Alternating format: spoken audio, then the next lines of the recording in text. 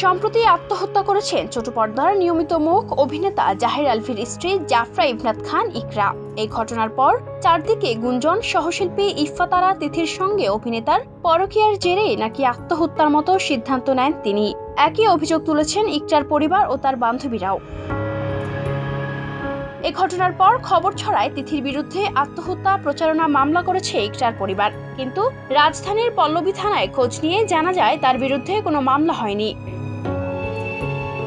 বিষয়টি নিয়ে এতদিন চুপ থাকলেও নেপাল থেকেই দেশে ফিরেই মুখ খুলেছেন তিথি। আলভির সঙ্গে প্রেমের গুঞ্জন নিয়ে জানান তিনি দীর্ঘদিন ধরে আলভির সঙ্গে কাজ করছেন। কোনো কর্মস্থলে সহকর্মীর সঙ্গে ৪-৫ বছর একসঙ্গে কাজ করলে ভালো বন্ধুত্ব গড়ে ওঠা স্বাভাবিক। আগেও বিভিন্ন সাক্ষাৎকারে বলেছেন যে ইন্ডাস্ট্রিতে আলভি তার সবচেয়ে ভালো বন্ধু।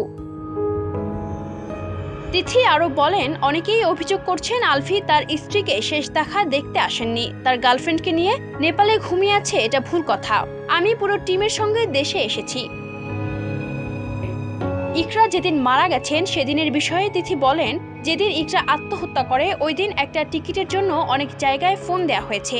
প্রথম দিন কোথাও টিকিট পাওয়া যায়নি, পরের দিন টিকিট ব্যবস্থা করে টিমের সবাই দেশে ফিরেছি। উল্লেখ্য, শনিবার দুপুরে 12:15টায় গলায় দড়ি দেওয়া অবস্থায় পরিবারের সদস্যরা অভিনেতা আলভির স্ত্রী ইকরাকে উদ্ধার করেন। এরপর কুর্মিটোলা জেনারেল হাসপাতালে নিয়ে গেলে চিকিৎসকরা তাকে মৃত ঘোষণা করেন। 2010 সালের 9 নভেম্বর ভালোবেসে গোপনে বিয়ে করেন আলভি ও ইকরা। তাদের সংসারে রিজিক নামে একটি পুত্র সন্তান রয়েছে। Ayesha Akter Swarna, Campus Times.